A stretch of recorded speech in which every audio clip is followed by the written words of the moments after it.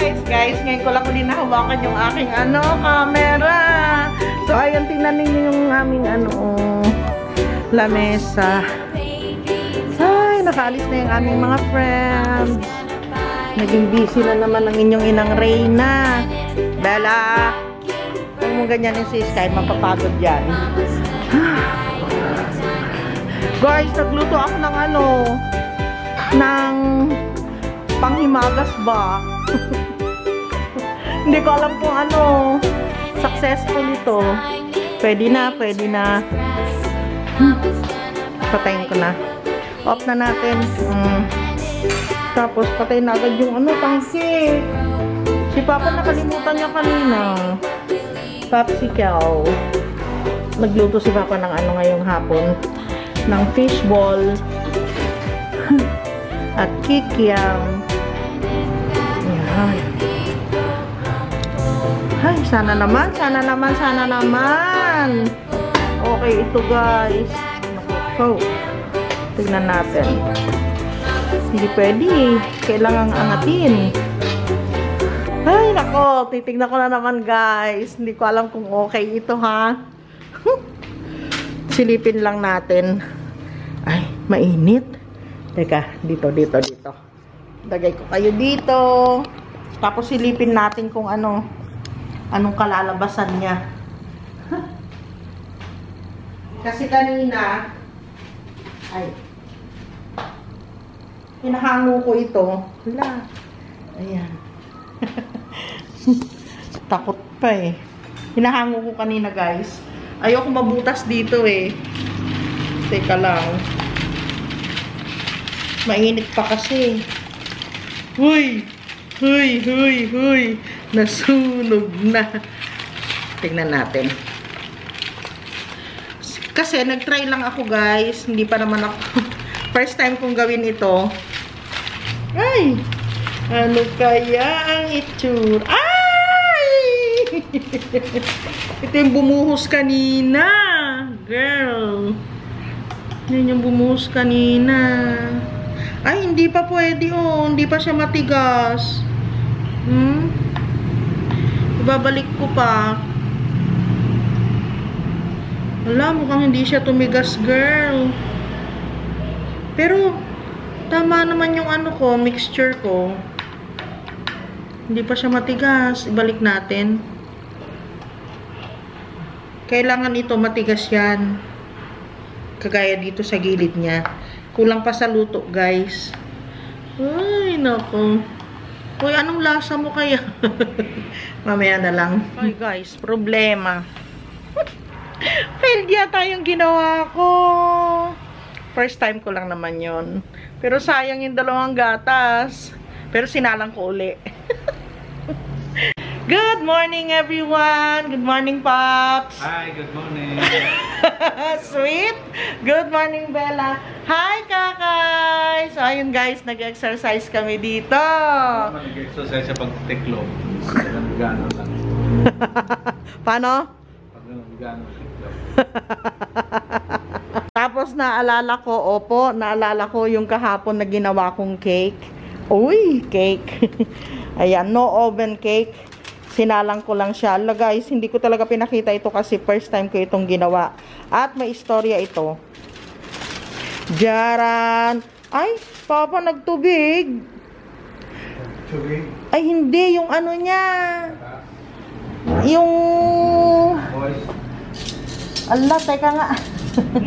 Yung kinaramelize ko. Baka masyadong madami. Ay, matigas nga siya, Ano ito, babaligtarin ko pa? O, ganito na? Babaligtarin mo yan. Ay, talaga? Sinaramelize sa ilalim Eh, dito na sa ibabaw Maganda tingnan sa ilalim. Wala, ang ganda guys. Pero sabi ni Popsi, hindi ko na babaligtarin na ganun kasi, ito, malapad. So, kukuha lang tayo ng kaunti. Sabi niya, mas maganda daw yung nandun sa likod. Hatiin mo ba? Hindi, kuha lang ako ng Ay. Yan. Uy, Papa! Ay, ang ganda! It's so pretty! It's So beautiful. Alapang. Alapang. Hala. Perfect. Hello guys. Parang perfect yung pagkagawa. Pero nasobrahan ko siguro yung caramelize. Sabi, 3 itlog, 3 naman. Wala naman akong nilabag dun sa ano ko. Ginawa ko. Ayan oh. Oh my gosh. Isa pa nga. Guys, nagluluko na naman yung camera ko. Ganun ko na lang siya oh. Ayan oh. Yan. Lagyan na lang natin yung ibabaw niya. Yummy! Tikman natin. La, ang lambot pa. Talaga oh. Ha? Tikman natin. Ang sarap. Guys, ito yung pinakamatino na ginawa ko. Hindi naman, kaya lang kasi tamad na tamad ako. Yung pala, madali lang siya. Alam nyo ba, ang daming panlalait ang natanggap ko dito kay Papsi, pero nakakasarap pala. Patay ka ngayon, Papa. Ang sarap, guys. First time ko itong ginawa, pero tingnan mo siya, nasarapan din siya. Sarap.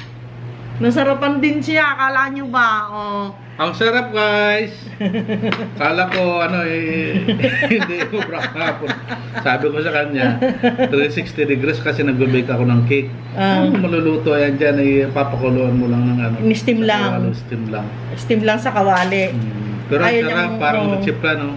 Parang leche plan talaga siya. Ang Sistemang leche plan. Ang sarap. Ang sarap, po. At saka mas mura pa. Oo, mura pa. Mura pa. So, sariling recipe mo na yan. Lovely recipe. Ang dami namin tatrabahuhin ngayon ni Papsi. Ito na naman tong battery na ito eh. Pag binubuksan mo yung camera, minsan gusto, minsan ayaw. Ngayon, ayan, palyado na naman. Kain tayo, guys. Alam niya, nag-start na kami, tapos kuminto si Papsi, naghiwa siya ng kamatis. Kasi hindi masarap yung talbos ng ampalaya sa buro.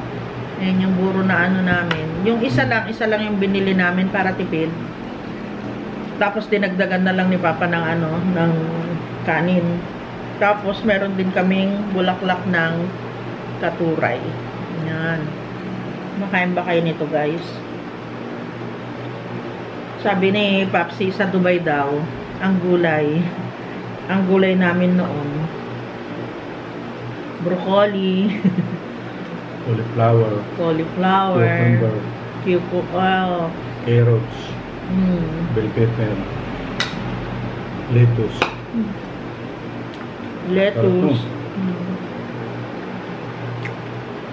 Dito sa Pilipinas, guys, kahit na fresh yung mga gulay, sitaw, talong. Uy. Doon lang umiikot ang namin. Saluyot.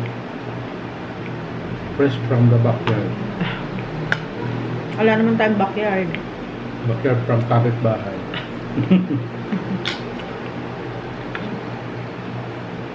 Fresh yung mga gulay dito. Fresh yung mga gulay, oo. Mga Kaya bagong siyempre yung tulad sa amin, matanda na. edad na. Kasi mga gulay dito, pag linuto mo, kailangan may bagoong. Pero nagtatry naman kami na walang bagong. Yung ginigisa lang namin. Kailangan igigisa mo pag walang bagong. Igigisa. Tawagan mo ng karne. Pag hindi mo na sinahugan ng karne, guys, hindi naman din masarap. Lalo na yung mga sitaw, pag gigisa mo lang na ganun, sitaw, kalabasa. O kaya, kahit na, yung kasi, yung puros, yung hipon, dried na hipon. Bawal din sa amin yun, nakaka-high blood. Kaya yung buhay namin, parang hanggang ngayon, di pa rin kami makapag-move on sa 17 years namin sa Dubai. Ang hirap. Ay, halos hindi makakain pagka ganito. Kailangan sanayin. Kailangan sanayin. Tulad yung talbos. Masarap sa bagoong to eh. Kaya lang hindi pwede yung sa bagoong, kaya kamatis na lang. Kamatis sa asin. Kasi bawal na sa amin ng bagoong. Masarap pag yung ano, paminsan-minsan mo lang nakakain. Pero pag everyday, Malas kasi sa kanin to guys eh. mahirap din. Mahirap ka kumain. Buti meron kaming mangga ngayon. Nahirapan na rin ako. Nahirapan akong kumain ng ano. Hirap itulak. Nahirap ito lang.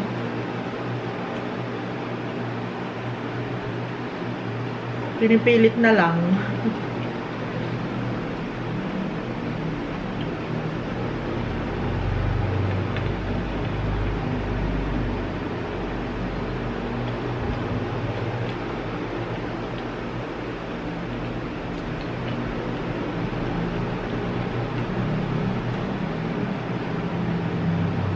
Guys, sobra na naman yung pawis ko.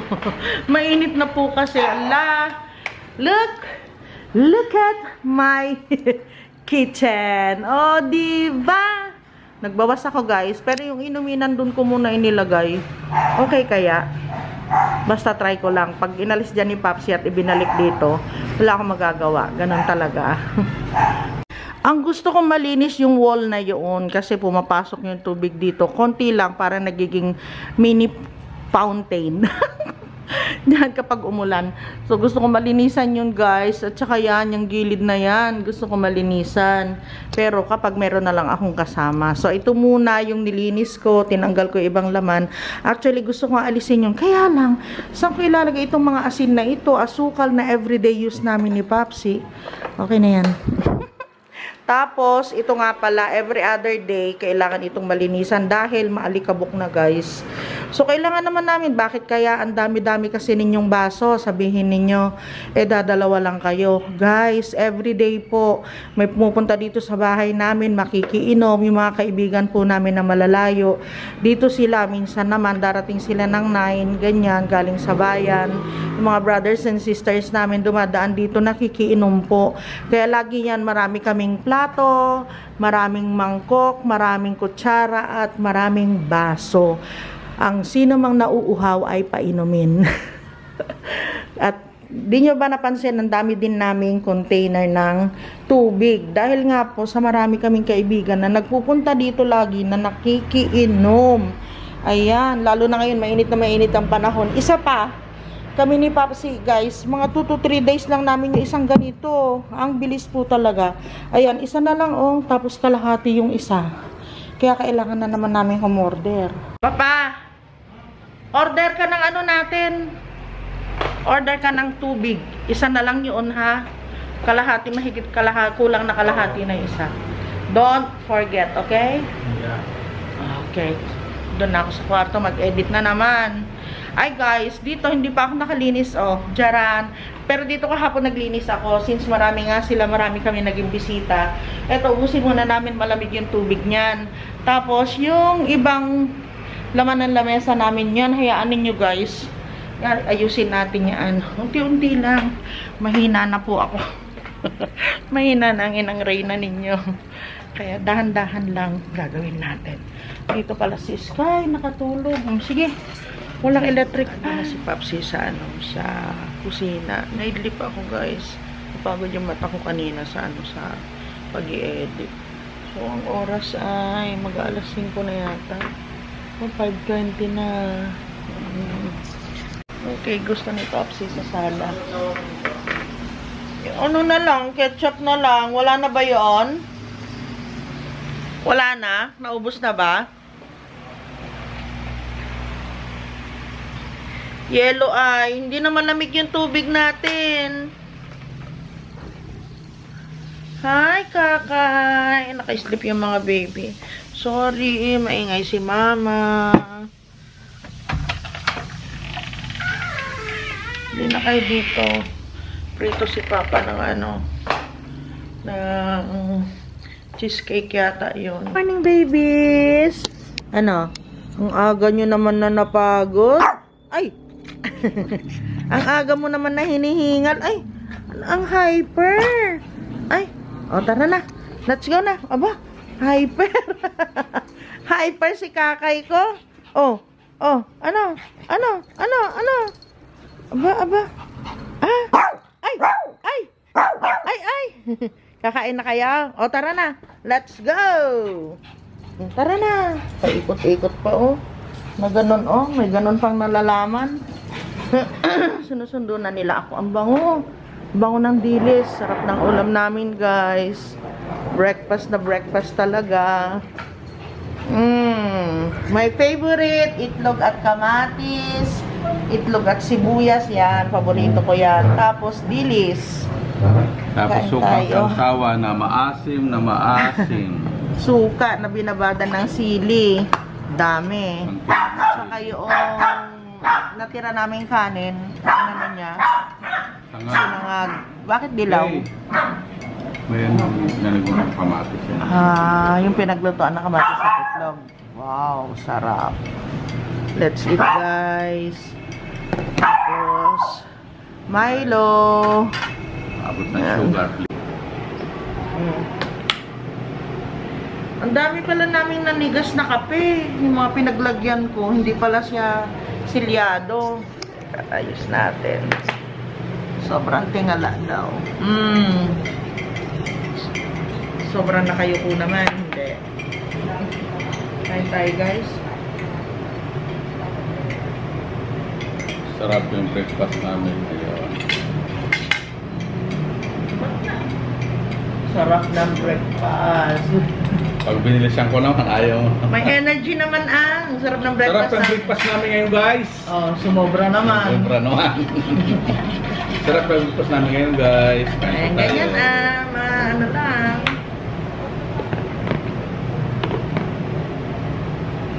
Yung dalawa naging Ito yung kakanin nung isang araw. Wala pa yung pagkain nila. Wala pa. Ang maganda yan yung gutom sila. Oo. Kasi pag ganito, hindi nila naubos. Naubos. Titingnan lang. Mm-mm. Sa tingin lang.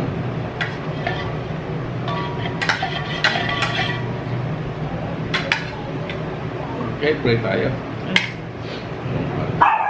Amen. Kain tayo, guys. Ang sarap ng dilis. Panchi. Yung electric pan kasi maingay sa ano, sa camera.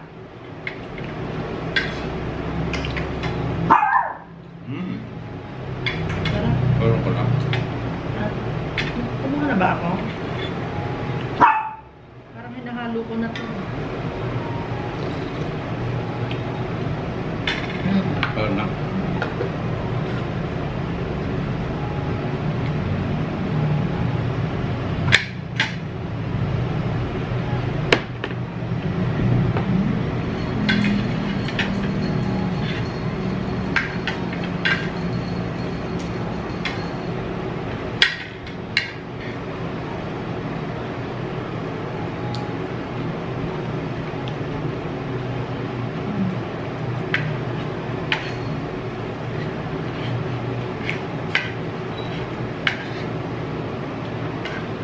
Bakit?